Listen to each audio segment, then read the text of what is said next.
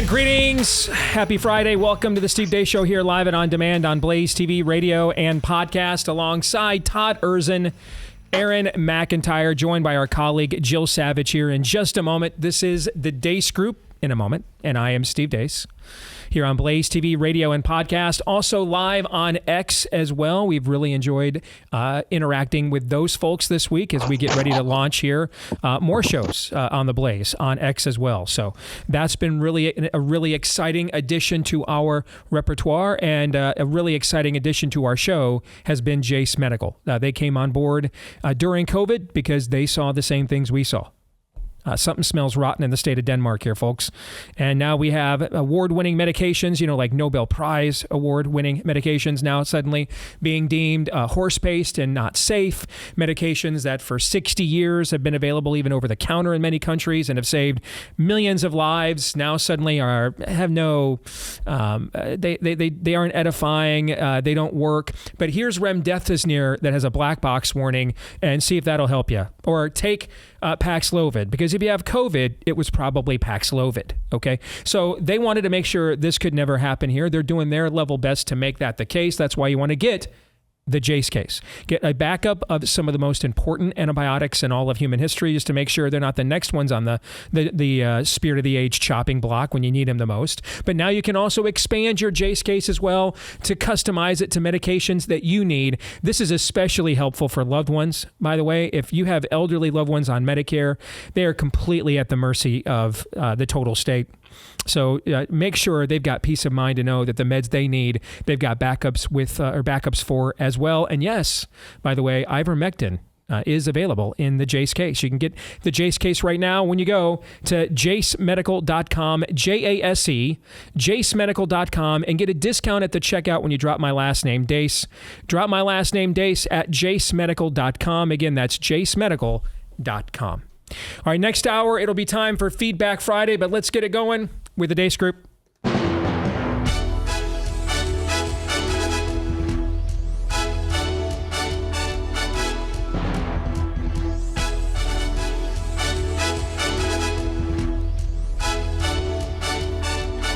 Your weekly look at the week that was begins, as it always does, with Issue 1. Bleep, Lord Nefarious says. You called your opponent an existential threat on a call a week ago. You said it's time to put Trump in the bullseye. There's some dispute about the context, but I think you appreciate that. I didn't say crosshairs. I was talking about focus on. Look, the truth of the matter was, what I guess I was talking about at the time was there was very little focus on Trump's agenda. Yeah, the term is bullseye. It was a mistake to use the word. I didn't say crosshairs. I meant bullseye. I meant focus on him. Let's deal with Hitler, okay? I don't think it's hyperbolic to say that. I mean, that is Mussolini, Hitler-like language. Trump's affinity for Hitler was always covered under an umbrella of his stupidity. It's a false flag. False flag? Yeah, false flag. Somebody died and 2 people injured. What do you think about that? False flag. False flag. I thought it was magnificently staged. It was professionally done. It almost looked real. Wait. Staged by who? Oh, by Mr. Trump, of course. Echoing Hitler's words. Listen to this. Well, Hitler was duly elected. Echoing the hateful rhetoric of Adolf Hitler. I think this whole thing is staged. You think it was staged? Yeah. Was it a bad thing? Would you condemn it? Oh, that he got shot at? Of course. Yeah, you never do that. Of course, you don't do that. That's all I'm asking. Yeah, that's really bad. Yeah, exactly. You don't do that. Was it staged? Probably. It echoes Hitler. That's the kind of language Hitler used in Mein Kampf. About vermin and Hitler and Mussolini. That's a horrifying clip. That's a fascist clip. What are your thoughts about those people? Are they foolish for believing that this is a real assassination attempt? Yeah, a lot of people are easily fooled by Donald Trump. Yeah. Should that roof have been secure, period? That building in particular has a sloped roof at its highest point. And so, there's a safety factor that would be considered there, that we wouldn't want to put somebody up on a sloped roof. If you were to continue to run and be officially nominated, what happens if you have another episode like we saw during the debate? What happened? Yeah, what happens if you have another performance on that level? I don't plan on having another performance on that level. Bavis. You mean like I'm having right now?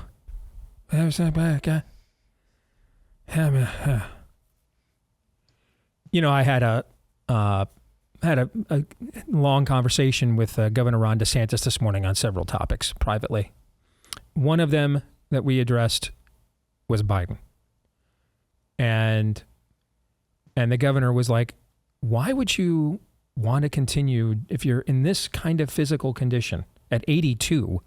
Why would you want to carry on? You clearly couldn't do this at 86. What do you, and I said, I don't know. You're in a high elected office. You tell me, because I've never been, but how much of this have you done this? And keep in mind, Ron is, 5-6 years younger than me. He's 45.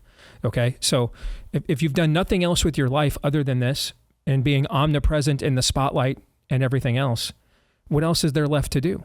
I mean, think about when Bear Bryant finally retired at Alabama. He was dead in about 6 months. Didn't the same thing happen to Joe Paterno when he finally retired at Penn State, right? I mean, what else would you do with the rest of your life? This has been your life, to the point that you have even abandoned, alienated, exiled a grandchild in order to maintain this. You know what I'm saying? I mean, how many stories and tall tales and fables? This guy is essentially, Commander McBragg. He's put himself in the middle. He's like Forrest Gump of like every historic event of the last 60 years that just never actually happened. This is his whole life. What else would he do? What does Joe Biden do other than this? Because he's done nothing else other than this since before you and I were born, Todd, and we're in our second half of the century now. So, just to sit there and listen to that. And Lester Holt talking very slowly. If you were to have another episode, that's not even a joke. That is literally what we just watched on your monitor. Aaron, you're laughing, but that's your video. Sad. That's what we just watched. I've seen it 3 times now, and I keep laughing, but it's sad. It really is. He's just mumbling. He can't even put together a sentence. It's sad, but I'm laughing because that's the leader of the free world that we're looking at there. Or the front for whoever's leading the free world. Yeah.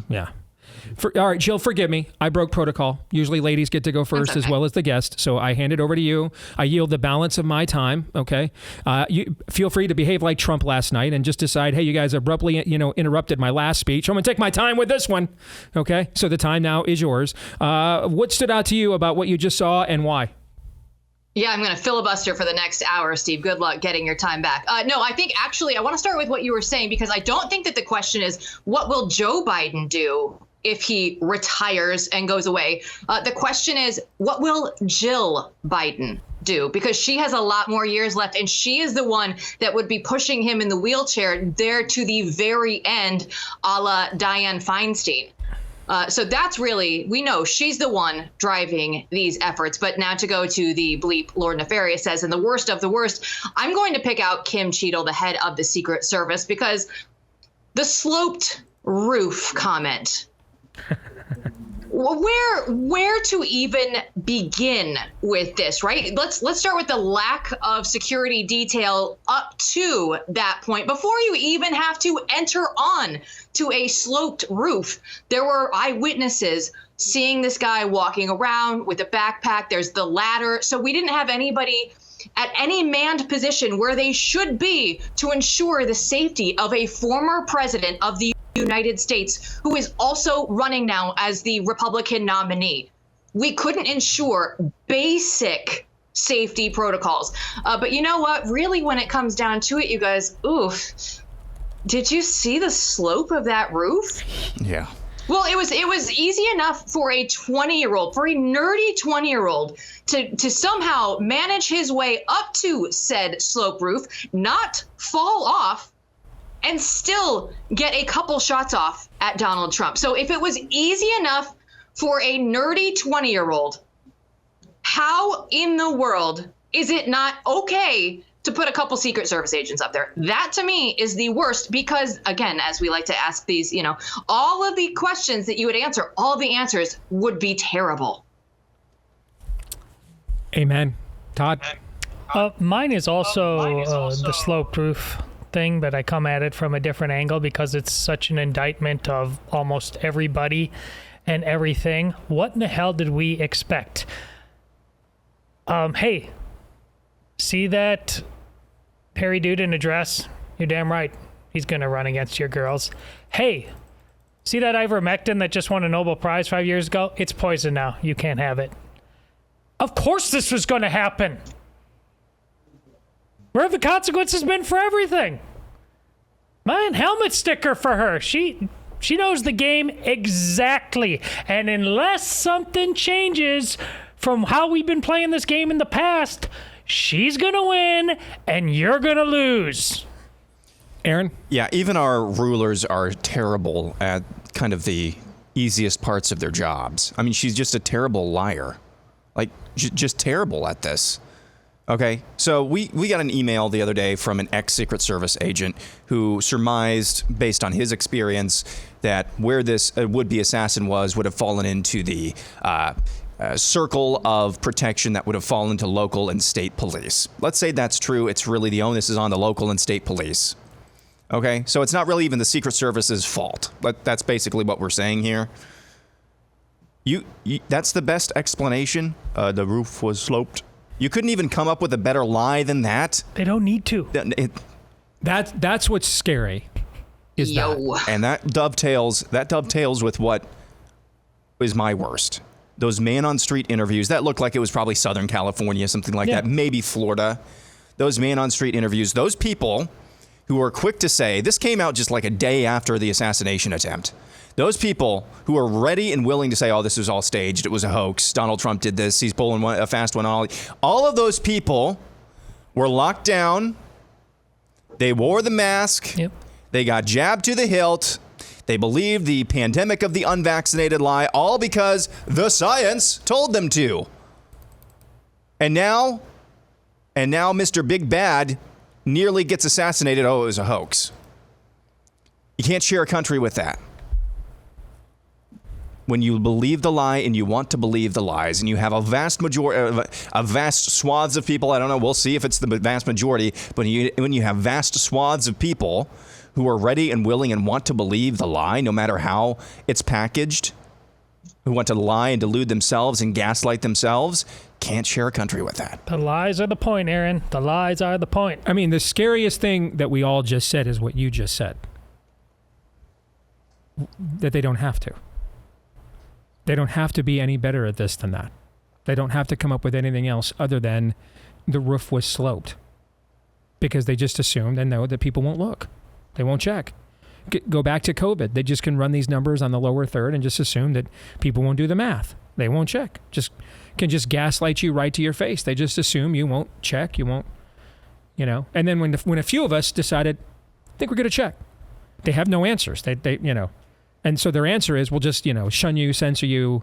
We'll, call the social media companies to make sure that you get throttled and cannot be seen.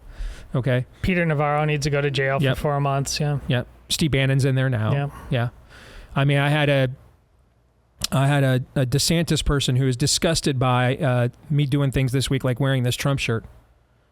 And they said, where are your principles? And I said, well, my principle is, sweetie, that I want you to go to prison for what you believe. Apparently a lot less than you do. That's my principle. I would like you to go to prison for what you believe. Apparently a lot less than you do. That's my principle. Is that a good enough principle? Is that a principle, do you think? I'd like the people who share my value system to not go to prison for what they believe. How's that for a principle? Is that a working principle? Do you think, can we workshop that one? Is that a principle or not? I'd like to keep you all out of the gulag if I can. My experience this week is you will be shown nonetheless. Whatever, cringe stunt, rake Trump steps on, okay, whatever what was that? Okay, we see from him next is way more preferable than, say, prison thoughts. Like if we could, I would like a no gulags 2024 T-shirt, please. Yes. What do you think? Think that's okay? I mean, hey, you're the dad trying to stop your kid from getting transed, prison. Okay. I mean, you're the dad that goes to the school board and says, hey, do something about my daughter getting raped, prison. Well, here's the other thing. You're the grandmother that sat in Nancy Pelosi's chair with a false hip, prison. I guess I'd kind of like to just keep as many of our people out of prison as possible. That's my principle. But here's the thing about what Aaron said. Can't share a country with that? Oh, it's worse because we're learning, based on what you're saying, we can't even share a country with our own side, apparently. Yeah, apparently, you guys tell me, what's the critical mass of prison for our people that makes you think it's possible they could put me in prison? What's the number, do you think? What do you think it is? I mean, I don't know what it is. I kind of think to me, I think we're at that critical mass. But if you don't, I respect that. Then tell me what's your number of people you think it's okay for them to threaten with prison, threaten with lawfare, put in actual prison, okay, where the process is the punishment. Or you guys tell me, what is the critical mass of number where you're like, all the other things about this guy that annoy me at times, what's really effing annoying? What do you guess is really effing annoying? Prison. Prison's really effing annoying. Pretty annoying. Prison's annoying. Let's get to the exit question. On a scale of 1 to 10, with 1 being how many times any of us activated our Grindr accounts during the RNC. And that number, frankly, should be 0, by the way. And 10 being the odds Lindsey Graham's Grindr account thinks he's Freddie frickin' Mercury on a leather chaps bender in 1980s West Germany about this moment. And won't let him log on this morning and say, that's enough, Lindsey. Sleep it off. You can't have any more bullets left, Lindsey. That's enough. Go home. Rank this week's level of total depravity. Chill. Steve, I knew you had it in you there for the Lindsey Graham joke. That is a solid 10. Thank you. How do you say 10 in Hitler's German? I don't want to know, okay, because that'll get turned into a meme and used against me too. Yes. Oh, that. It's yes. that. Aaron. Yeah, we're learning German today. That's a 10. We're going there now because we are. Before we get to issue 2, let's talk about our friends over at Patriot Mobile. I keep telling you, they reinvest back into the kingdom. That's been a talking point of theirs on this show for years. I've seen it with my own eyes, man. It doesn't matter if I'm speaking in Pigeon Forge, Tennessee, like I did 6 weeks ago, or I'm speaking in Des Moines, Iowa, like I did last week at an event or a conference there, and I don't get invited to many of the conference types events on the right anyway. So if the ones I keep getting invited to, which is already scarce and limited, if they're there, then that means they're pretty much everywhere. Helping us to promote and advance and preserve our values. So do business with them as your mobile service provider because it's also a great product with an outstanding U.S.-based customer service team. They'll make it as convenient for you as absolutely possible.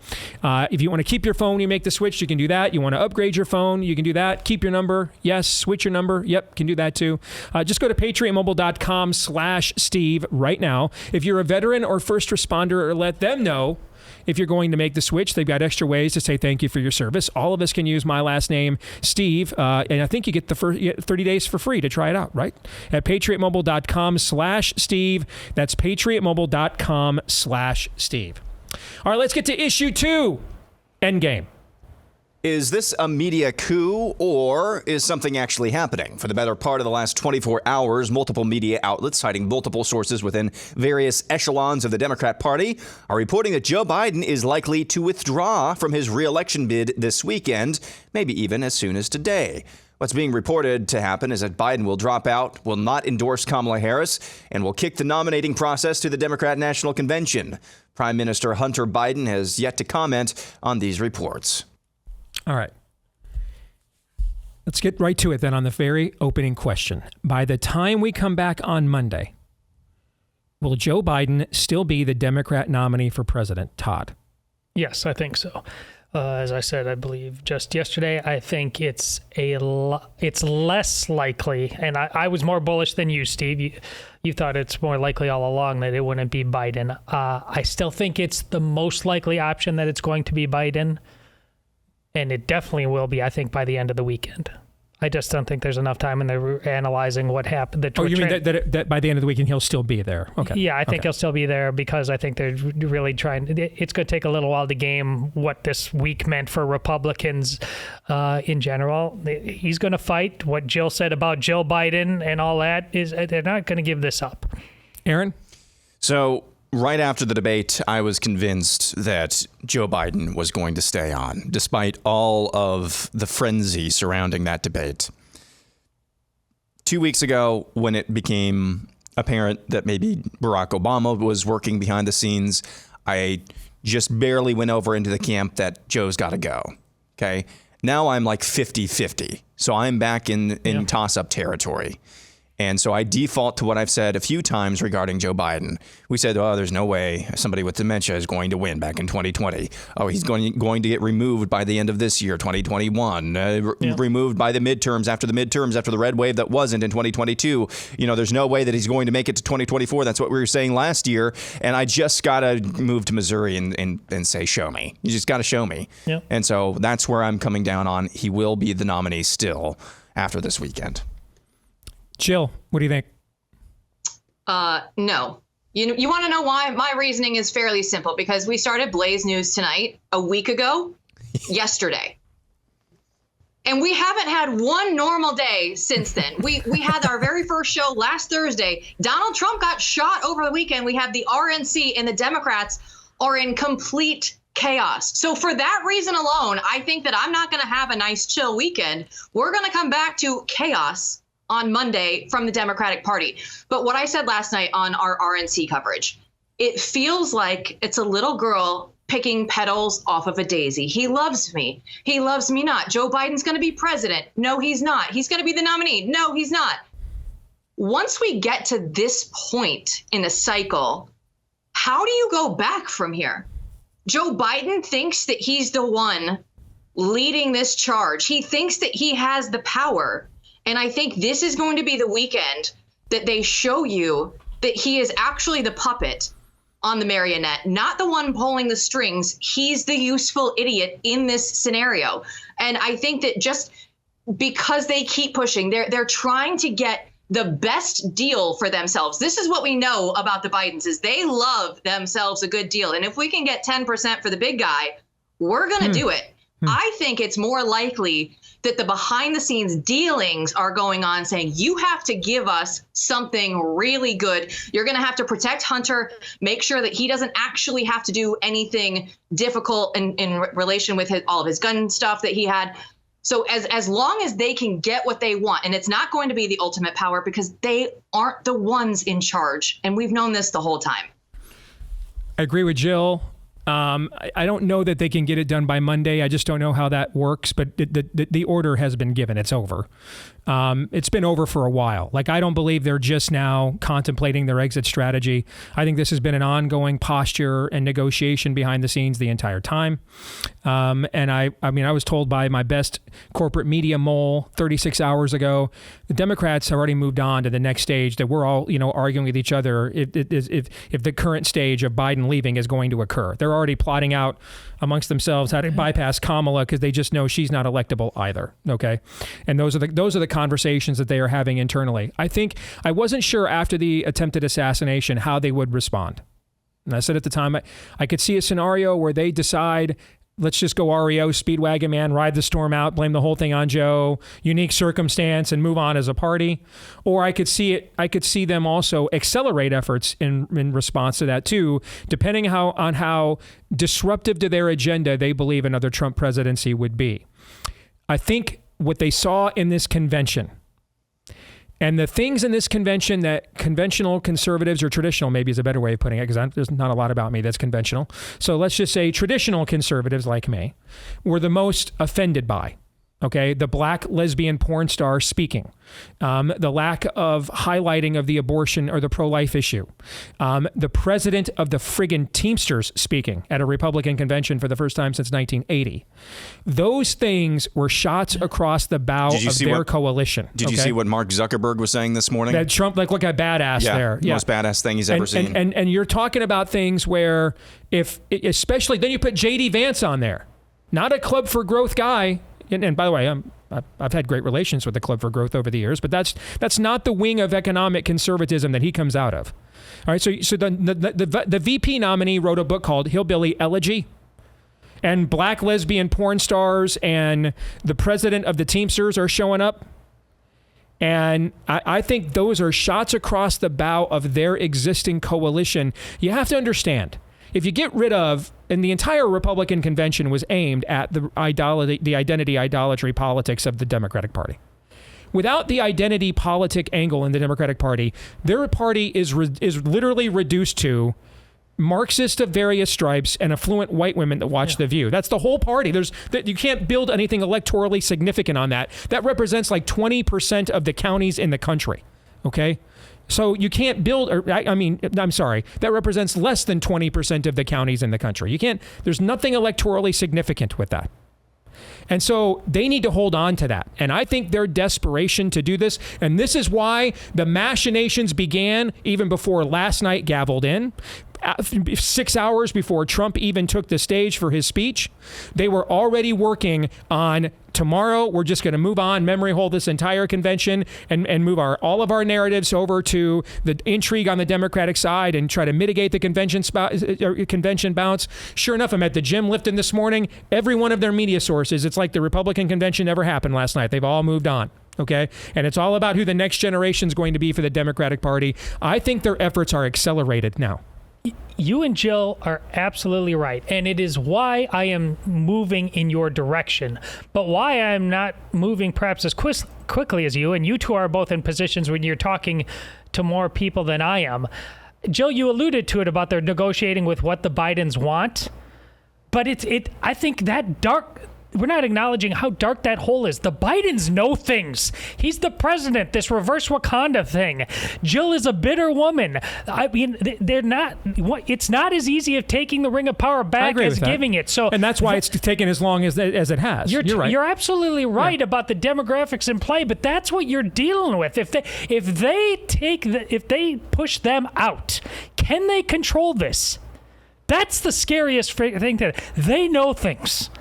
Big, bad, dark things. Can they control this? We just had a conversation about they don't have to come up with a better lie other than the roof was sloped. Epstein didn't kill himself. Yeah, I'm pretty confident they can control things. Let's get to the exit question because we're running short. Well, I got about a minute. Anybody else want to chime in after I went on a little soliloquy there other than Todd? Anybody want to add to that, Aaron or Jill? Yeah, I agree with the sentiment, and I've shared as much myself. My question is, why haven't those big bad things come out yet? Why haven't we started to see? Oh, you're responding to what Todd was just bringing up. Hakeem Jeffries. Yeah, where's their pushback? Yeah, Chuck Schumer. That's a good point, too. Remember when you did this? Yeah. You remember when you did that? This is Scott Glenn. The hard part about playing chicken is knowing when to flinch. Well, the other side clearly hasn't flinched. The only thing left for the other side to do is invoke the 25th. They've done literally everything else. Because we had reports late last week saying that top Democrat leaders have already resigned themselves to a second Trump administration. We've got reports this week. Your mole, and then I think it was reported in Axios as well, or somewhere, that basically this thing is over. We're already game theorying out to the next stage. Mm-hmm. This is all over the place still, going into 3 weeks. 30 seconds, Jill. I can see you want to chime in. Go ahead. Exactly 1 month till their convention. Mm-hmm. And they're supposed to be able to digitally start voting on August 1st. And according to Mark Halperin's tweet that Aaron put up in that montage, they're not going to be allowed to do that. So it's going to be complete chaos between now and August 1st to August 19th, because they only have that very limited amount of time. And let's remember, the Democrats, these rules that you talk about with the Democrats, no, they're more like guidelines, guys, and they can break whatever they want. Exit question. Who will be the eventual Democrat nominee for president this year? Joe Biden, Kamala Harris, or somebody else? Aaron. Somebody else. Todd. Biden. Jill. I think it's going to be Kamala, because they don't want her to be the person. And if you're going up against Trump right now, you know that's going to be a losing position. So why not put her up there and let her fail and move on for the next time? See, in real time, my thinking is like, there's no way he can be the nominee. Yeah. I mean, I just said 20 minutes ago, or how it seems like 20 minutes ago. I just said, you got to show me. This thing is chaotic. I agree with Aaron. I agree with Jill, and I agree with me. I mean, really, totally. That's maybe the best take yet. Yes is the yes to all. Yeah, I mean, we're dealing with literal demons here. Everything is on the table, and nothing is, as a matter of fact. If people are wondering why put Kamala up there if they think she would lose too, Kamala doesn't threaten the destabilization of your coalition the way Joe Biden is right now. You can at least run a racially divisive race with her. You can just run on racism, okay? You can keep the identity politics shtick going with her. True, and Jill's point is really salient. Let's lose with her, too, if we're going to lose, and get her out of the way and start over again. I think there's a lot on both sides of that. All right, when we come back, we'll turn the tables, and we'll look at last night's speech by Donald Trump accepting the GOP nomination. Next.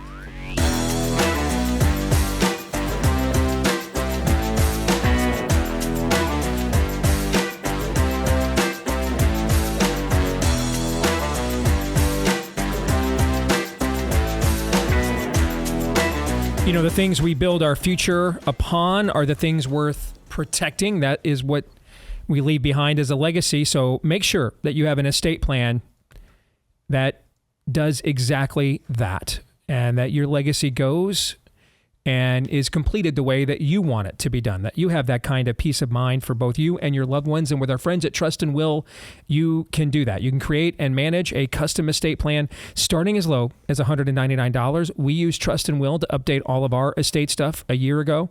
And Amy absolutely raved about how easy it was, how customizable it was as well. So you can go to trustandwill.com/Deace, secure your assets, protect your loved ones with Trust and Will. Get 10% off and free shipping of your estate planning documents by visiting trustandwill.com/Deace. That's trust and the word, trustandwill.com/Deace. Save 10% and get free shipping at trustandwill.com/Deace. Let's welcome in from Blaze News tonight, our Blaze TV colleague and our good friend Jill Savage, as we continue with the week that was. And let's get to issue 3 here on the Deace Group, Trump's speech. Well, that was something after an extremely visceral first 15 or so minutes, recounting his near assassination, crediting God for saving his life, and paying tribute to the supporter of his who lost his life at the rally while protecting his family. The rest of Donald Trump's convention speech was Donald Trump. You know, the press is always on me because I say this. Has anyone seen Silence of the Lambs? The late, great Hannibal Lecter. He'd love to have you for dinner. What a place to just cut that off. Wow. All right. I don't even know where to begin with that. Let's get to, I didn't expect that awkward cut off, but we'll get to the first question here.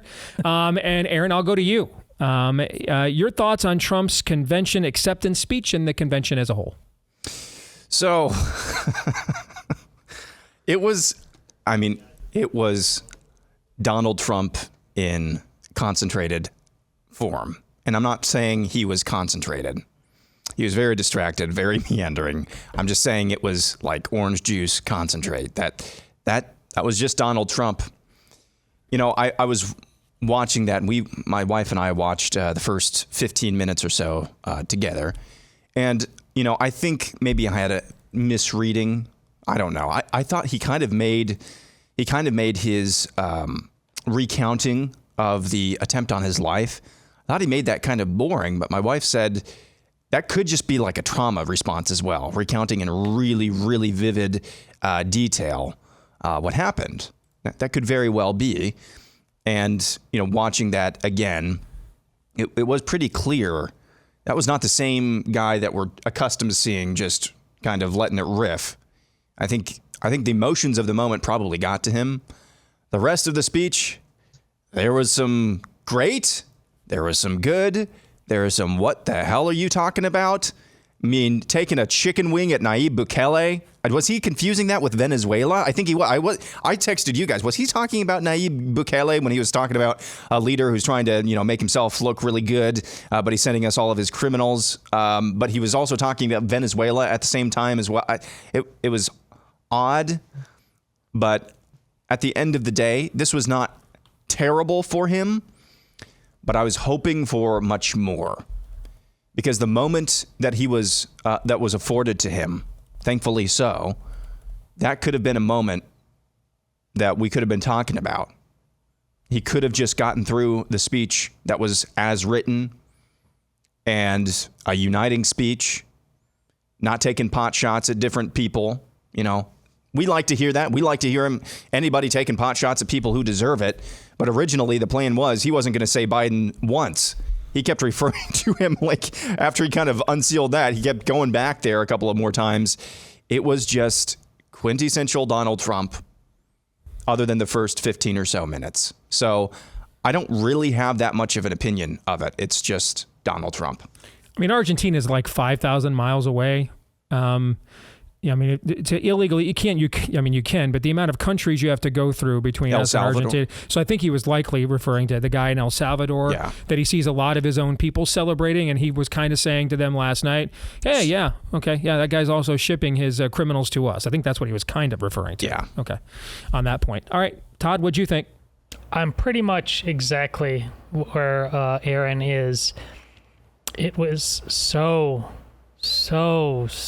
unfocused. Comical. Like, I was laughing at the end. I was punchy and just like, oh my God. It was late. We were all punchy. And this is not, and when I say that, it's not critical for the election. Other thing, like, I don't think this is in the bag or anything, like, but this speak, I don't think it does anything here or there for the election per se, because listen, if we on this stage, and a lot of us haven't learned any lessons about Trump and his ability to win elections despite certain things, I mean, but it's the governing part that you can't.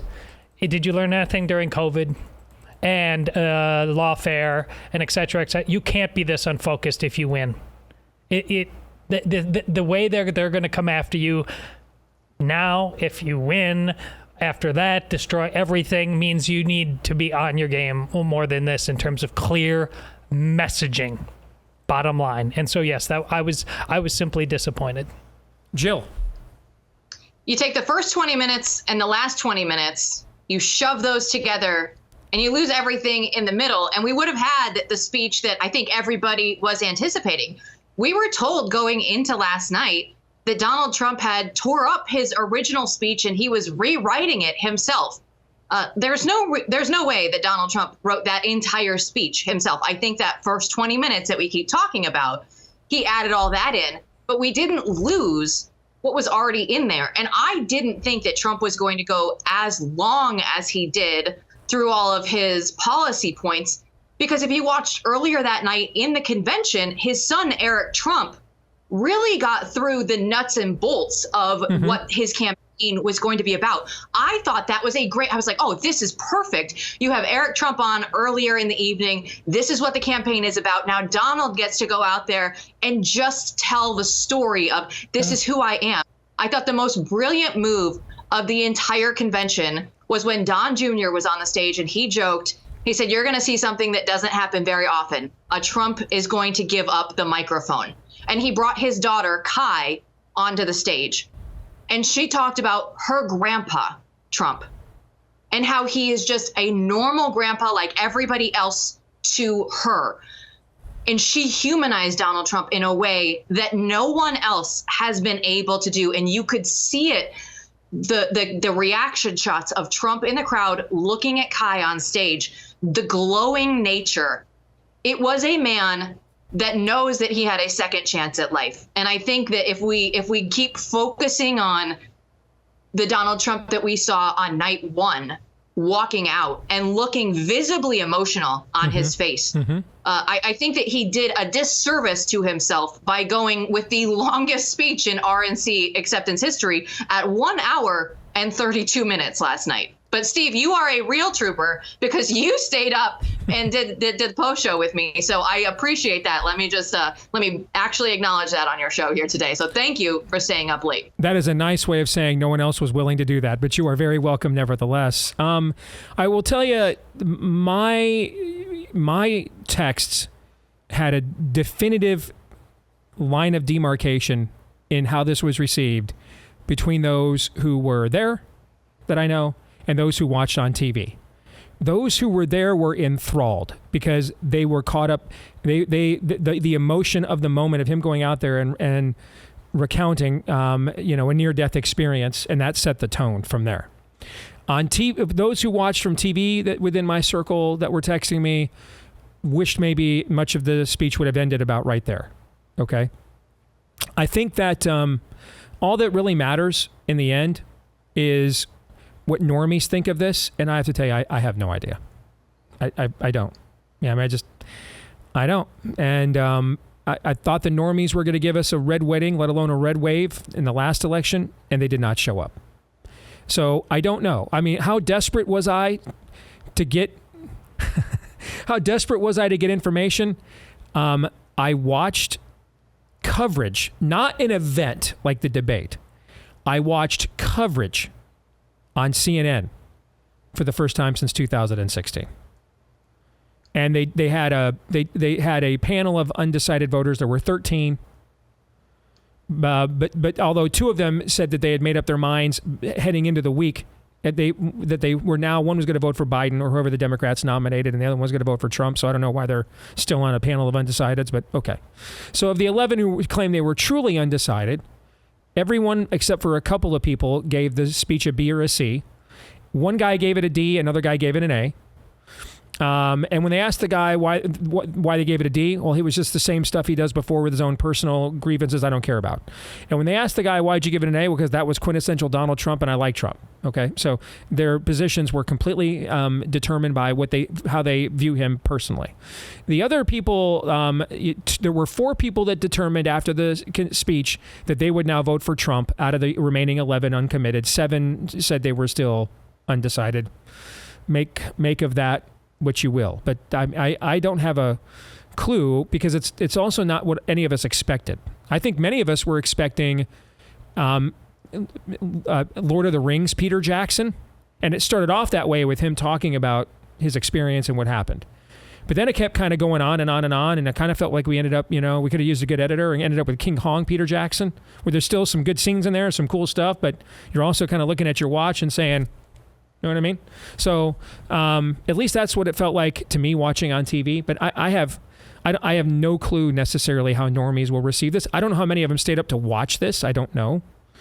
And that might even be to our benefit, because if they kind of went to sleep 20, 30 minutes in, we all agree that was the best part of the entire thing, right? Okay. That made him the most personal. It gave America a look into him as a human, despite he's maybe the most well-known name on earth. He still managed at age 78 to give us a glimpse of him we had not seen. So maybe it's for the best that the speech went too long and normies just kind of tuned out maybe after that point. I think that could work out too. I don't know. Let's get to the exit question. If the odds the Republican and National Convention enhanced the GOP's chances to win this November were a U2 song, which U2 song would it be? A, Beautiful Day. B, Mysterious Ways. I don't know. C, Sunday, Bloody Sunday. That's not good, by the way. Aaron. Mysterious Ways. Todd. Beautiful Day. Whoa. Whoa. It was Mr. Vinegar is now Mr. Sunshine. Well, no, the bar is so low. There it is. Okay. All right. Thank you. I'm not saying. Now I was really thinking things would become really uncertain, but now I feel like I'm back on terra firma again. Terminal illness or something, yes, Todd? You want to tell us about? They just cleared the bar. It's very low. All right. They cleared it. Jill? We were going to have to spend the rest of the time of this segment going over Todd's Beautiful Day, but no, that's my answer too. But he explained himself. I feel better now. Okay. Let's get to our kicker topic, issue 4. I'm going to show you something, folks. If you're a codger, and I'm catching up to you, this is what's called a heat map. Okay, Grindr, which I alluded to sarcastically earlier, is the homo Tinder, right? That's where the homos go to get their freak show on. Is on Grindr, aptly named. Okay, and look at that heat signature during the GOP convention this week. Lindsey Graham, Tim Scott, where you at? I mean, Tim Scott's like, screw it, man. I'm not going to be the VP. I can shave this beard and let it fly, let it rip. YOLO, brother. All right, so compare this heat map to the one that we're going to see from the DNC 30 days from now. What will that look like, Aaron? I think it's probably going to be seniorsizzle.com. Senior Sizzle. As it stands now, that's going to be the heat You think map. the GOP will out-Grindr the Democrats? Yeah. Because I was thinking like Mushroom Cloud. Like they just have to shut the heat map down. No? Okay. We're more homo than they are now, is what you're saying. Oh, for sure. Yeah. Within the influencer ranks, I think that's absolutely true. Todd? It's going to be as lit as the heat map of grown men baiting in their mom's basement to a video game this weekend. And that's lit. All right, so you're thinking more like me, a mushroom cloud? Yeah. Oh, it's going to be. Jill, what do you think? I'm Team Aaron on this one. I think Wow. the GOP is going to bring it home. We don't do Lindsey Graham jokes on this show for nothing, Steve. Jeez. Remind me to apologize to your father for what I've done to you. Remind me to apologize to your dad. He's a sweet man, and I'm very sorry what I did to his daughter all these years. I'm sorry.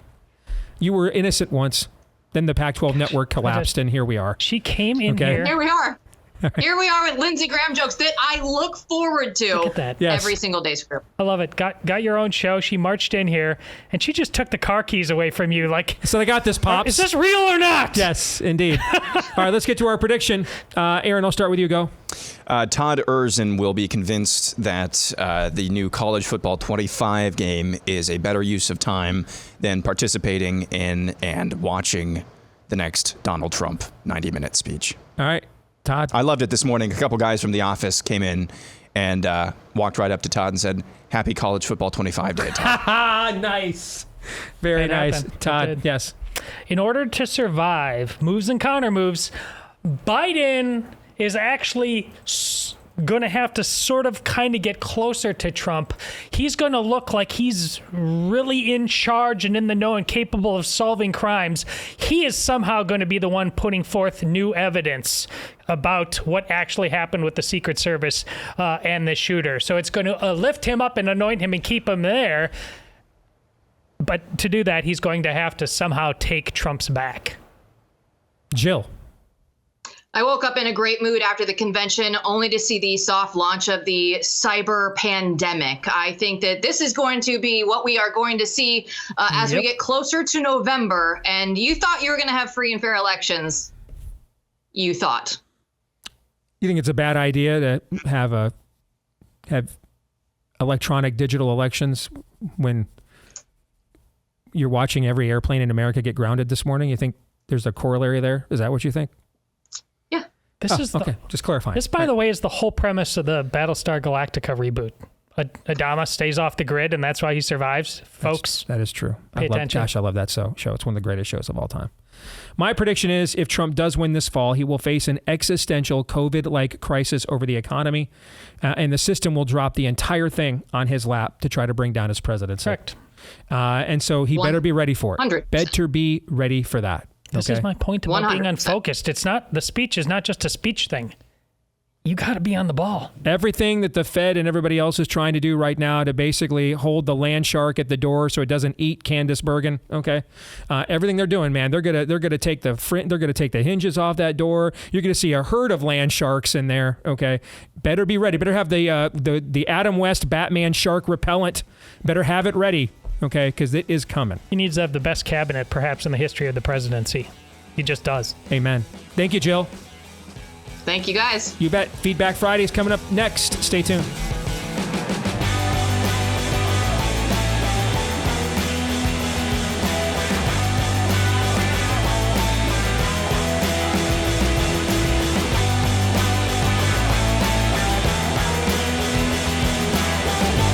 All right, we are back with Hour 2, live and on demand on Blaze TV, radio, and podcast. Steve Deace here with Todd Erzin, Aaron McIntyre, and all of you. And you can all let us know what you think about what we think via the stevedeace.com inbox. Steve@stevedeace.com is how you can email us. That's DEACE. Like us on Facebook, MeWe, and Gab. You can follow me at Steve Deace Show on Twitter, X, Getter, Instagram, and TikTok. If you listen to the podcast version, if you wouldn't mind, please leave us a 5-star review. If you've done that already, thank you. If you haven't yet, what more must we do? We bring you the same level of mediocrity on a daily basis. By now, just accept that. Okay. You can also hit subscribe or follow if you're tuned in on iTunes, because that way, if you do it, every time we do a new episode, you'll see it right there in your podcast feed every single time. And we thank all of you doing that for us too. Want to thank you guys in advance. Help us to rebuild on YouTube. We just scrapped our YouTube channel. It just had so much censorship, so many strikes. We just couldn't get over to the top with that. So we just decided to start all over. All right. So if you'd please subscribe to our new YouTube channel and share it with others as well. At Deace Show on Twitter. I'm sorry. At Deace Show on YouTube. Now, at Deace Show is the account on YouTube you're looking for. At Deace Show there. If you're looking for one of the few universities left in America not totally given over to the spirit of the age, you're looking for Hillsdale. Our friends there are basically celebrating Independence Month here in July. You can go to daceforhillsdale.com, F-O-R, daceforhillsdale.com. You can watch an inspiring portrayal of Thomas Jefferson as he reflects on the meaning of the Declaration of Independence in a letter that he wrote later in his life. It's a short video you can watch there. You can get a free copy of the Declaration of Independence as well well if you go to DaceForHillsdale.com, DaceForHillsdale.com. But don't delay. This is a limited time offer, and we are getting kind of the end here. We're well into the second half of Independence Month, so take advantage of this today on behalf of Hillsdale College at DaceForHillsdale.com. That's DaceForHillsdale.com. All right, you guys ready for some Feedback Friday? No. This could be interesting. No. It's the first time you guys have ever said no. Okay. I want to begin with this from, I'll leave the name out and you'll find out why after I get done reading it. I've been a listener to you guys for a while now. Really enjoy the show. Mainly your unashamed proclamation of the gospel. I'm the son of a Southern Baptist minister. I'm a retired Secret Service agent who now runs a security company. I spent over 20 years as a Secret Service agent, served on the Presidential Protection Division while Presidents George W. Bush and Barack Obama were in office. I wanted to offer you guys a few thoughts on the attempted assassination of former President Trump. Let me start by stating the obvious. There was a security failure. A congressional inquiry and thorough investigation is needed, though I have very little confidence in the trustworthiness of the FBI. Everything that is being done to include my statements in this email is speculation without all the necessary facts. I know that it will make some people feel good to place blame today, but without a lot more answers, it's likely inaccurate. But there is some speculation that is better or at least more informed than maybe what you're seeing elsewhere. So let's speculate. Is it possible that the Secret Service let the shooter shoot first, or that the Secret Service was in on it, as many have claimed? After 2020, I believe anything is possible. I would put the percentage chance, though, that the Secret Service was in on this at 0.001%. It is irresponsible to make these kinds of statements without proof. The men I worked with were absolute professionals and took the job 100% seriously and would have sacrificed themselves without hesitation before allowing a president or former president to be harmed. Did make us perfect or without error? Could that ethos have changed since I retired about 6 years ago? It's possible, but it's deeply ingrained in the culture in my time. We were deadly serious about our mission, as we had to be. As to the Secret Service let him shoot first theory, I can only say this. I was not a counter sniper. However, I will simply say that it would not be policy for the bad guy to have to shoot first. So let's just leave that one there. You guys know what he means by that? Mm-hmm. That if you saw the sniper, you'd take him out. You wouldn't wait for him to shoot. That's what he means. Yeah. Resources. Experts are saying what assets a president would or should have. They're leaving out a very important word, former. Trump is a former president and as such does not get the assets that a sitting president does. It's just a budgetary fact. Even so, what assets were asked for and denied? What assets should have been asked for but weren't, and why weren't they? By assets, I would mean counter-sniper teams, counter-surveillance teams, Secret Service post standers, agents who hold that. Those are agents who hold fixed post at an event site, don't move throughout the venue with the protectee. As has been publicized, the Secret Service used concentric circles of protection. This is an inner ring, all Secret Service, which would be the working shift that surround a protectee. A middle ring is a mixture of Secret Service and local state police, and an outer ring overwhelmingly made up of local and state police. As best as I can tell from looking at Google Maps, online photos, etc., the building in question would have fallen in the outer ring, maybe middle, but undoubtedly would have been assigned to the local state police. The building was not missed. I am sure that the counter-sniper advance surveyed that building and identified it as a threat. If a counter-surveillance team was assigned to this visit, they would have also identified that building as a threat. The Secret Service agent in charge of developing the security plan for this event, that's the site agent, would have had discussions with his local state police counterpart and requested that they secure this building. The site agent would have informed them why we were requesting it. Just like the Secret Service, local and state agencies have to account for the money they are spending in the form of man hours, so would we need to justify the necessity for securing that building and dedicating resources to it. The site agent, in all likelihood, would not have told his local counterpart how to secure the building, but would have left that to his discretion. The site agent would have made it clear, however, the why the building had to be secure. It's approximately 150 yards in the range. It has direct line of sight to the stage. Its roof provides an elevated firing position, and if a bad guy with a long gun were to get on that roof, it would be really bad. The idea that the roof needed to be secure, whether done from the ground or on the roof itself, would have been made clear. The how would have been, in all probability, left to the local authorities. Something obviously went wrong with securing that rooftop. So as of when he left the Secret Service in 2018, he is saying that these were their protocols for these kinds of situations. All right. But ultimately, the responsibility here does fall to the Secret Service. I don't say that above. I didn't say what I just said to throw the locals under the bus, but to clarify what the process for securing the outer ring would be. And whatever heads need to roll within Secret Service, I will leave for others to decide.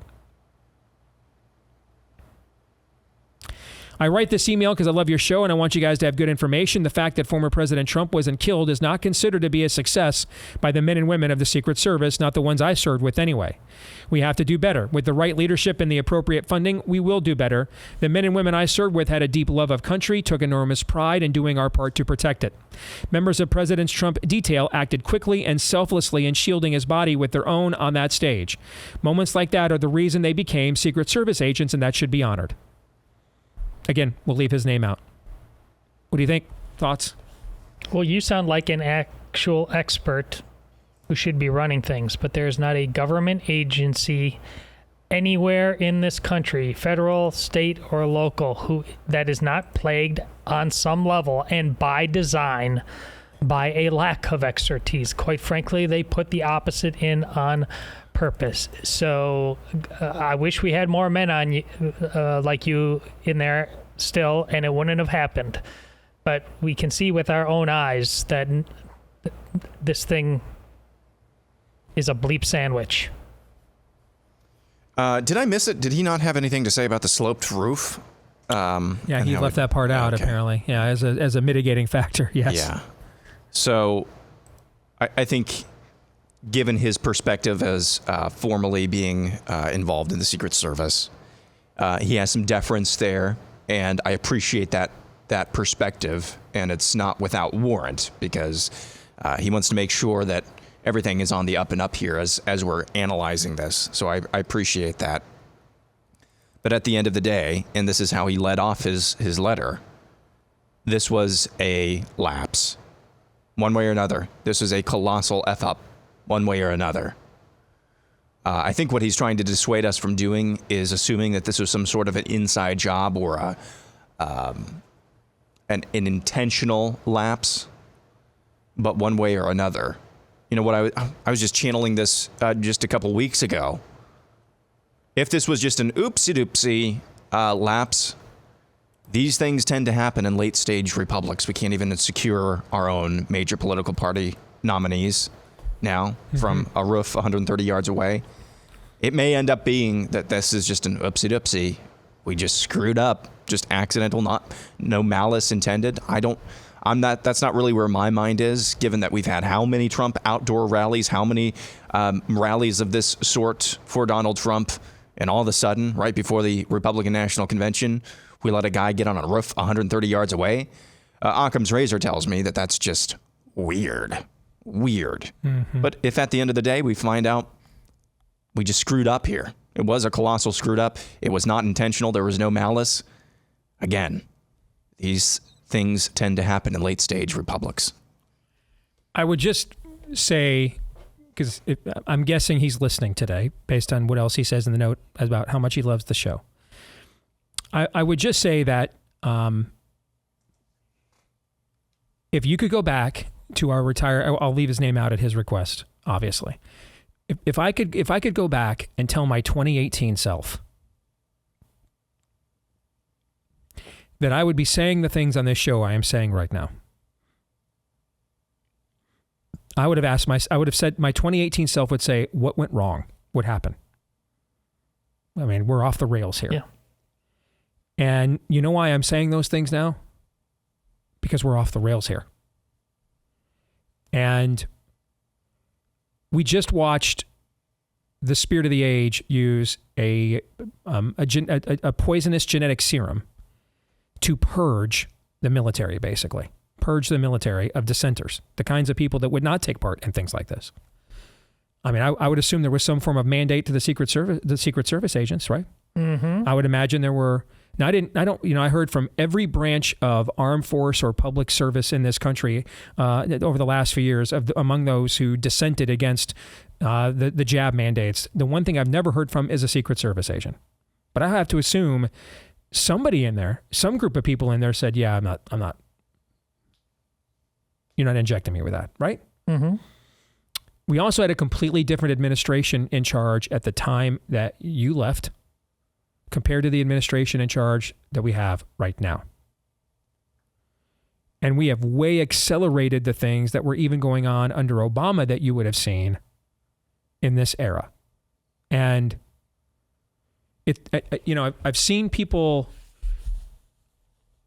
again, a lot of people that I tend to agree with, upset about moving the party to the middle and making it more about a coalition than about ideology, and playing Reagan's,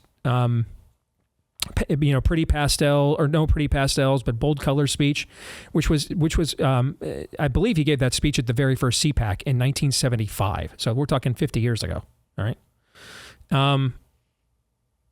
We're not the same country we were 50 years ago at all. We're a godless country.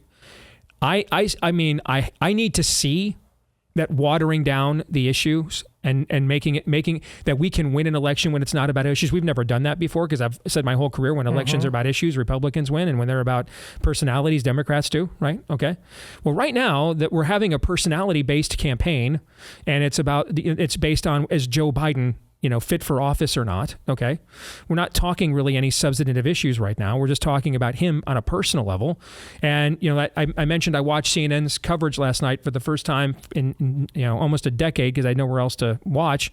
And John King's on there basically saying, the floor for Donald Trump right now is 275 electoral college votes unless Democrats do something drastic. That's the floor. And he could get anywhere from 275 to 330 based on the people we're talking to. And that's on CNN. Okay. So, we've never won a personality-based election before, but I am open to the fact now that as we grow increasingly godless, as things become increasingly demonic, that the old paradigms and trend lines, or as you like to say, the status quo is the status quo until it isn't anymore, may not hold. Now, to divorce me from that trend line, you're going to probably have to prove it to me all the way. But I'm at least open to being found wrong. Do I think it is possible, given where the culture is at? Now, let me pause. This is not an endorsement. I would not have invited Amber Rose to speak. I'd invited Ariella Krause, who we just had on the show. Absolutely. She would have spoken instead if I was in charge, okay? But I'm a Jesus freak, so I'm already outside the mainstream of almost any culture anybody like me has ever been planted in for 2,000 years, except for really this one for the last 200 years, okay? Mm-hmm. So, but given what I think is the true condition of the culture, is it possible? This is not an endorsement. This is not. I'm like, yeah, fist pump. This is what I'm into this. Observations aren't endorsements. Be an adult, okay? But do I think it is possible, given the condition of the culture, that Amber Rose provides a better opportunity to expand the Republican footprint than somebody like me does? I do. I hope that's not possible. I hope it's not. But I would be deceiving myself if I did not open myself up to the idea that maybe that's true. And that maybe there's a reason Trump is doing the things that he's doing on this, and it's not just because he's trying to inject New York values into the party, but this guy, if this guy knows how to do anything, it's brand and market. And he knows what a brand and a market is. You're talking about art of the deal. Yeah, and he is seeing that we're the diminishing market. This is a godless culture. We are the diminishing market. And where the market is growing, Amber Rose, guys, I've got 240,000 Twitter followers. Amber Rose has over 3 million, okay? That's entirely possible. Do you know how many major influencers on the right, even the biggest names, have more followings than on X than she does? It's a very, very small number. It'd probably be less than 5. Less than 5. I mean, it's entirely possible. That would be sad. That would be tragic, and it does not bode well for the future. Okay? Which is one of the reasons why we're so sense of urgency around here. All right? But I'm open to being proven wrong, and I would have said this in any other cycle. Reagan is right. We can't win. Because the trend line proved that Reagan was right. It wasn't just a speech. We never won an election when it wasn't about issues. Okay? Well, Trump is I wouldn't say decisively, but as the late, great Billy Packer used to say on the old NCAA tournament basketball games, he's got a working margin right now.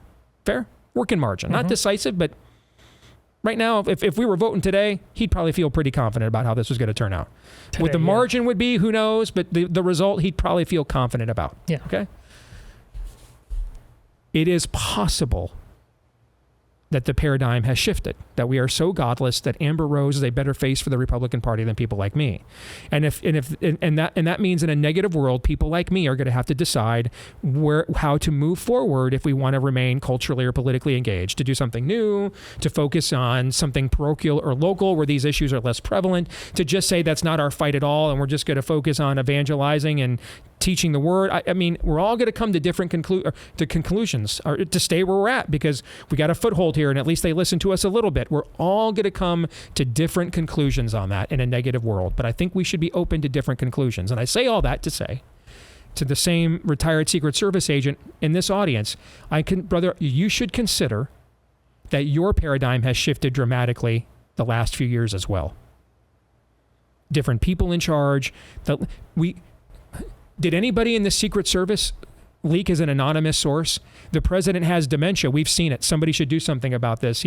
Or did we just wait and let him just get away with it for 3 years until he went up there on a debate in front of 80 million people and showed it to us? You see what I'm saying? Yeah. I just think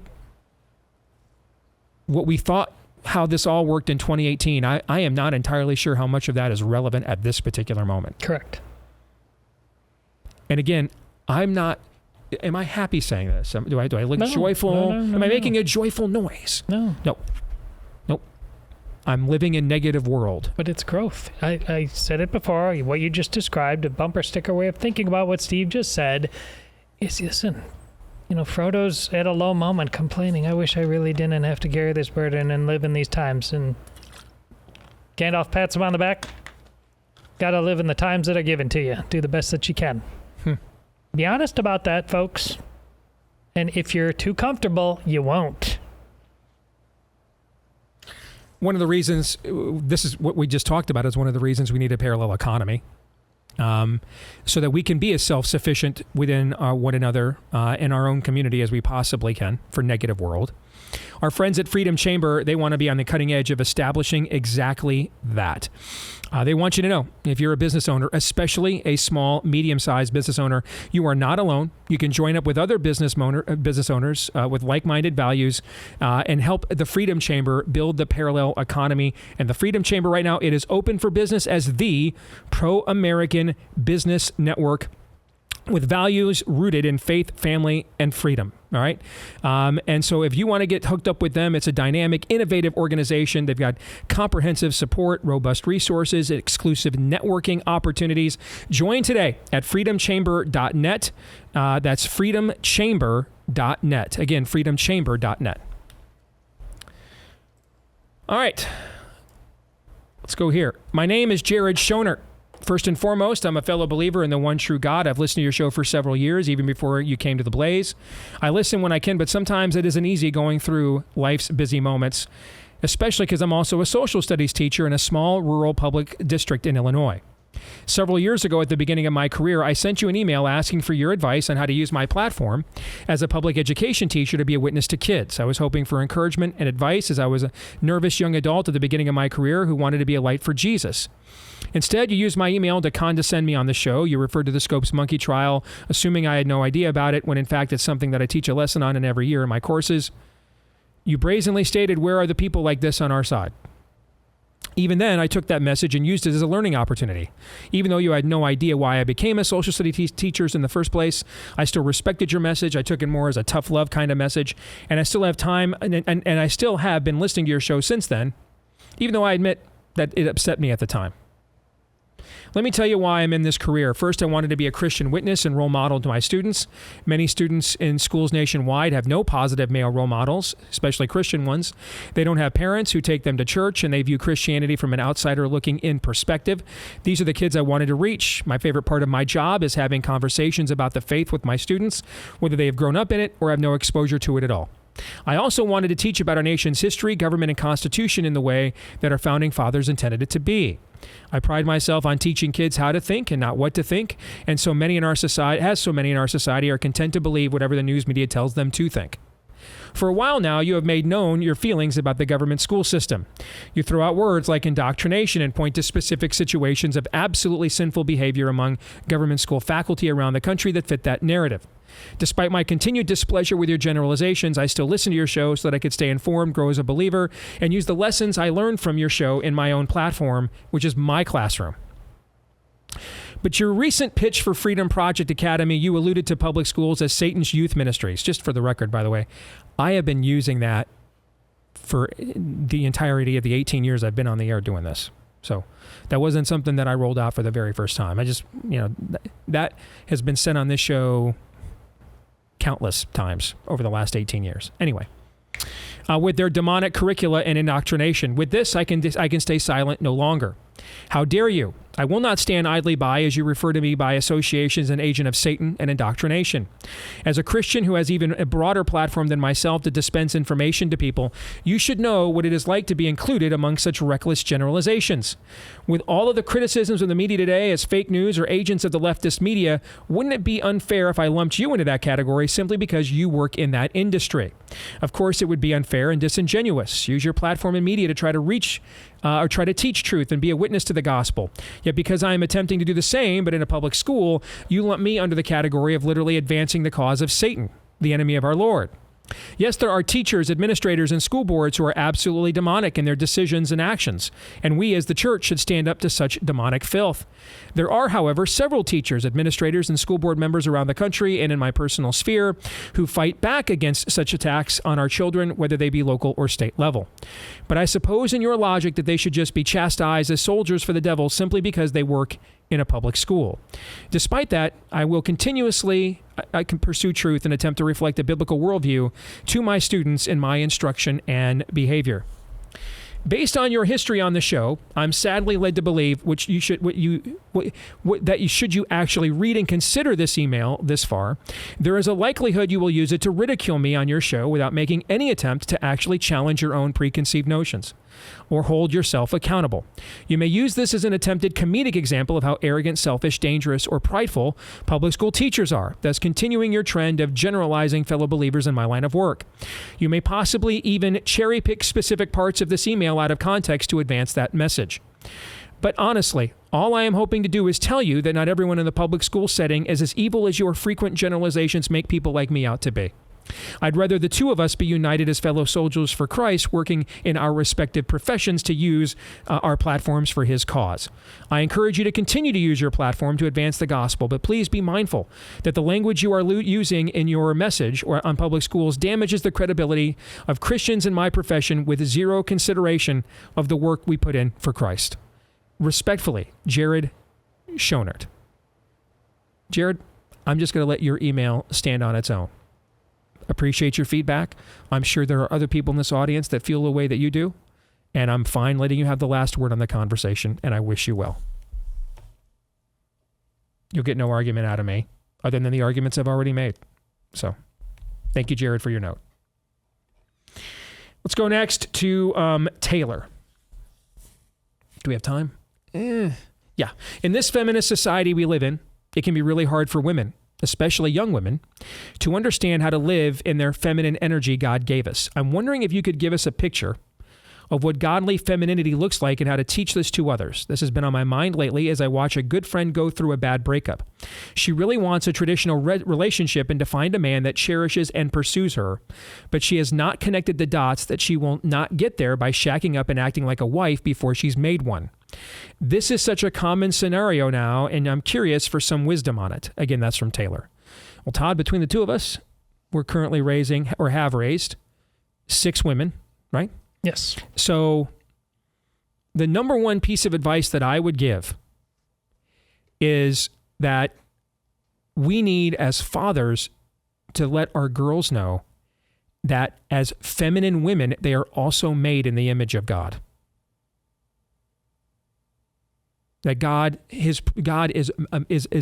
refers to himself in the masculine, and when he creates his first Imago Dei masterpiece, it's a man, right? Yeah. Okay. Is that his only Imago Dei masterpiece? No. No. He later creates another one, a woman. And the man looked at her and said, whoa, man, that's an old joke. Sorry. Anyway, the point being, Moses goes so far as to give a unique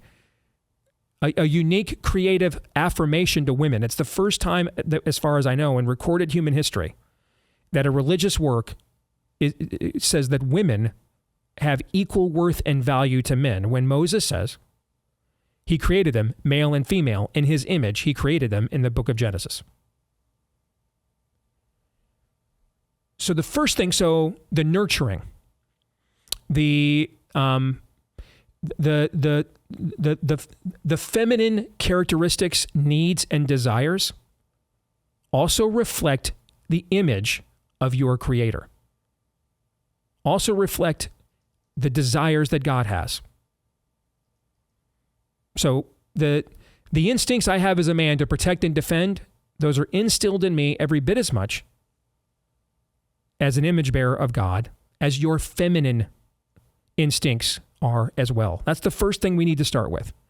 This idea that you don't need to become like a man, you don't need to forsake being a woman in order to truly have your sense of worth, but that you are made in the image of God, and those feminine instincts that you have,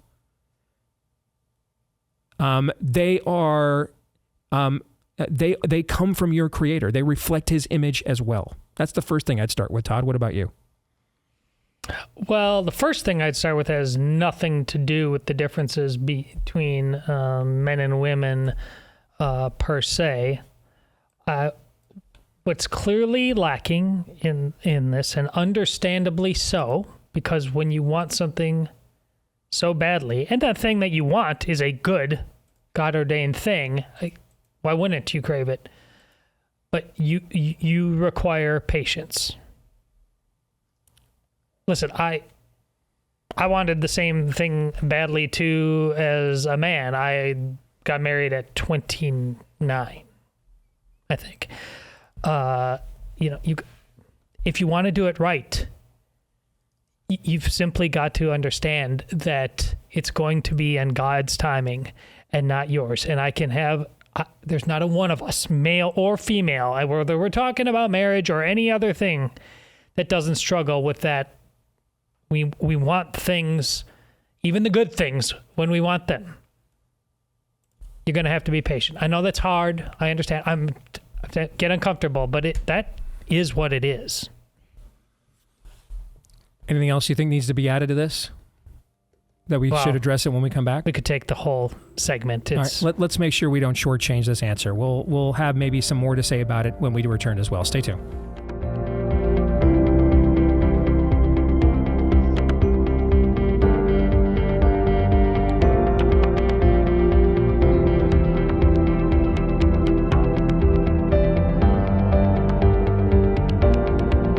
Back here on the Steve Deace Show, brought to you by our friends over at Backyard Butchers. If you're looking for the best meat out there to grill this summer, look no further than Backyard Butchers. It's a Texas-based company, people who fear God, love America, dedicated to delivering the best deals in the market on high-quality beef. Your box will include all born and raised American beef from ranches right here in the heartland of America.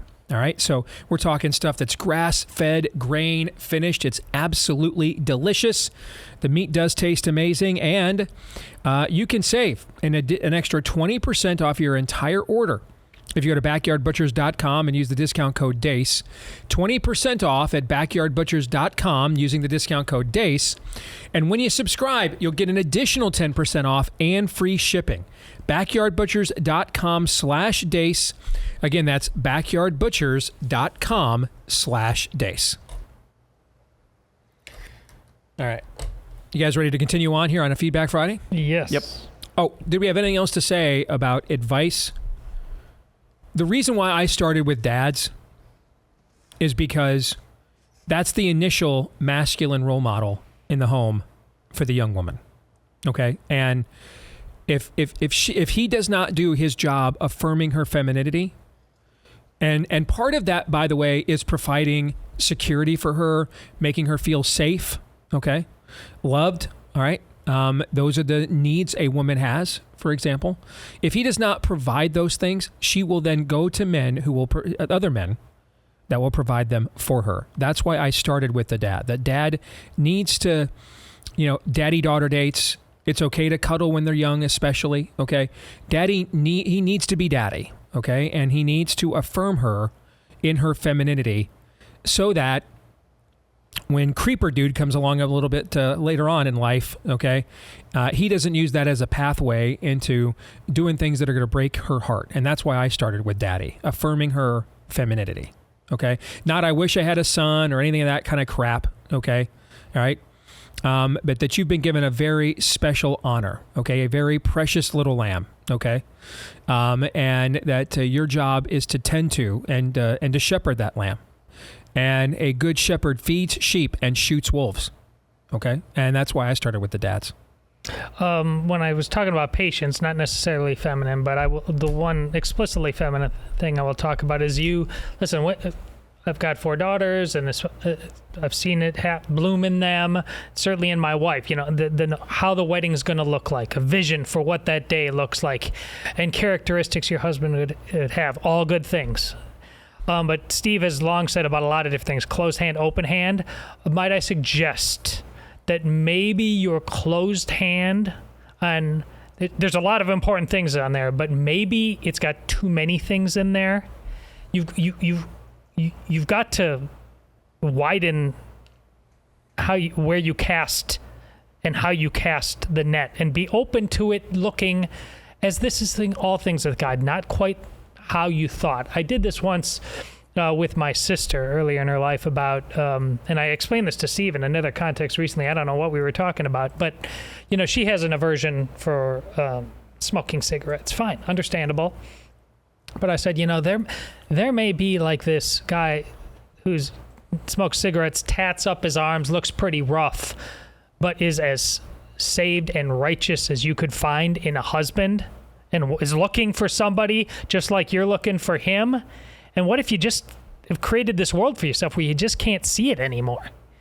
And I think a lot of us do that with a lot of things, relationships and otherwise. So I think you need to look hard at yourself about that, and like, who will you let in?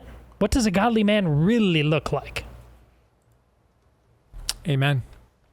Let's continue on. Clay says, my wife is an ER nurse and incredibly smart and hardworking. I trust her opinion on just about everything when it comes to the medical field. However, we had our first baby 4 months ago, and we are currently taking our daughter to her routine monthly checkups. I've listened to all of the conversations on the show about vaccines, the vaccine schedule for infants now, the effects these jabs can have on infants, etc., and I've tried relaying this information to my wife. Needless to say, it has caused a lot of tough conversations that usually end up with no solution. She believes most of the vaccines are necessary, and I'm now a skeptic of them after what COVID did to the world. Side note, neither one of us got the COVID poison jabs, and my wife even got a religious exemption approved by her hospital at the time. They were mandating them. I know you've mentioned them before, but can you give me and others who may be in my situation some resources again that have specific studies showing that these vaccines can indeed be harmful to babies? I appreciate the way this show pursues truth in every situation, and thanks again for considering my question. So this is more your frame of reference here, okay? Yeah. RFK Jr., I do know, challenges this and points out whenever he can, they can never produce any studies showing that these have actually any good, any worth either, okay? So, and he's won how many bets on that? He's offered people and they've never presented any. But here's what I would say, Clay, and then I'll hand it to you, Todd, because this is your wheelhouse. In terms of the marriage dynamic with your wife, okay? Begin with a place of agreement. Your wife already agrees with you that not everything they want to inject us with is something we should let them inject us with. She already agrees with you, right? Okay.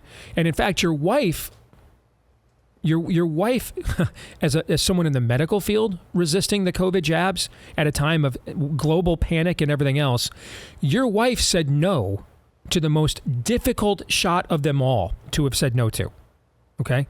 So I would start by giving her credit for that and say, sweetie, we're in agreement. We're both starting from the same premise. We neither one of us took that genetic serum. We neither one of us did. And you showed incredible bravery as a medical professional that stood up against your own industry to say, yeah, I'm getting an exemption. I don't want to take that shot. So we both agree that there should be more skepticism about what they recommend. All I'm simply suggesting is that this might not be the first time they've ever done something like this. It could be. It could be the first time. It could be this was a rare panic. Everybody panicked. Everybody lost their minds. The whole world did. That is possible.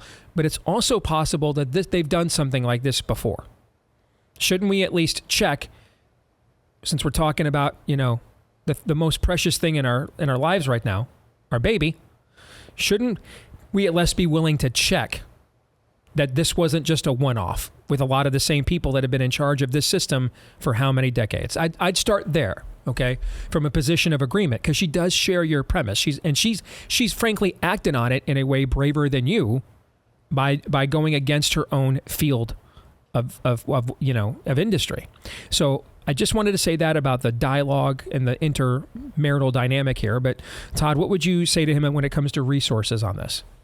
Well, RFK, and I can't remember the name of his website off the top of my head. Children's Health Defense? Yes, that's it, yes. And then there's obviously, on the show, Dell, Bigtree, Highwire, all kinds of resources there. There's a new book that is popular amongst people I respect. I haven't read it yet, Turtles All the Way Down, that addresses this kind of thing. But this is hard. Listen, when I was working at the Register, and a lot of young women who were younger than I was and about to have their first baby and knew my wife's stance on this, asked us questions about this and natural childbirth. But you could just always at the back, well, if you're having your baby at home, what if an accident happens? What if there's an emergency? That's always the premise that they start with, and they just won't shake. Regarding vaccination, I think ask yourself just some reason-based questions. Where is all this disease coming from? We have more hygiene, sanitation, dietary benefits than ever before. That's not true all over the world, of course, but here, if you don't get vaccinated, what's going to happen? Where's it going to come from?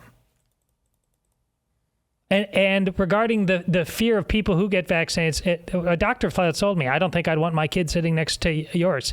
And listen, he's a doctor. He's not dumb. And I said, but your kid's vaccinated. What are you afraid of? Mm-hmm. See, the logic falls. Go to polio, the big bad, the one that really is kind of the example everybody uses, scares people.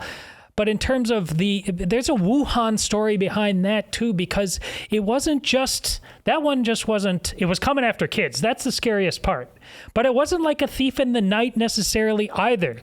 It had to do a lot to do with summer and congregating around very public swimming pools and things like that. There were things that you could identify that were not like, God, either we vaccinate or it's chaos.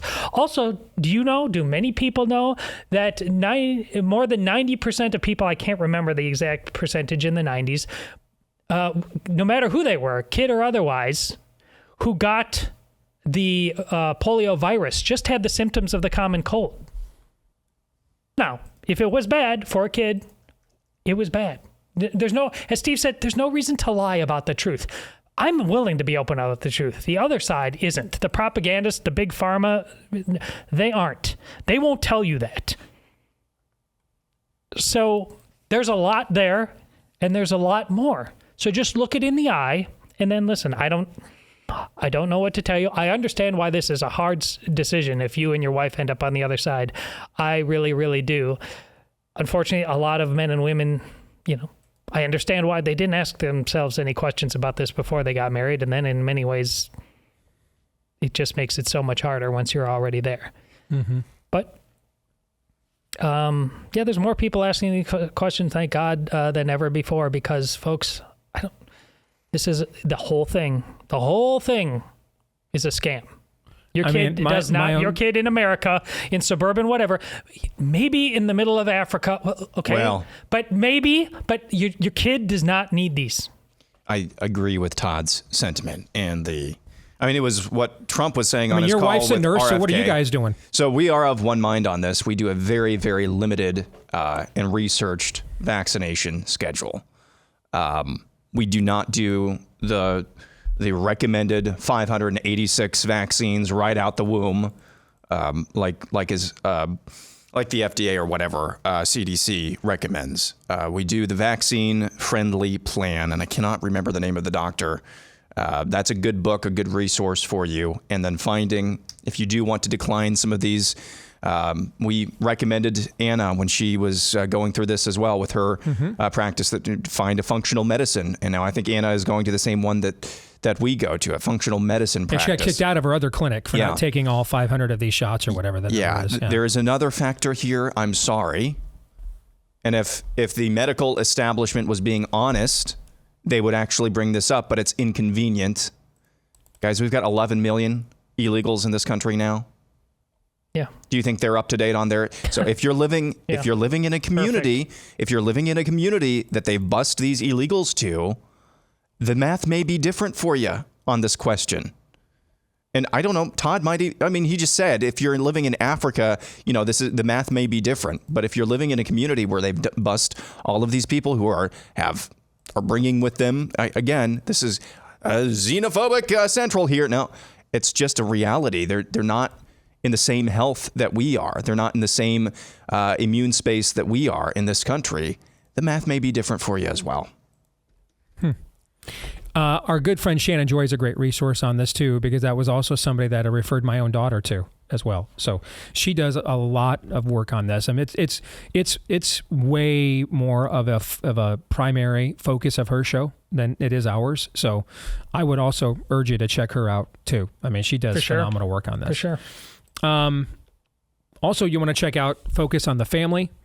They've got a podcast right now with their director, Jim Daly. Every episode designed to help you confidently guide your loved ones through the unique challenges faced by today's Christian families.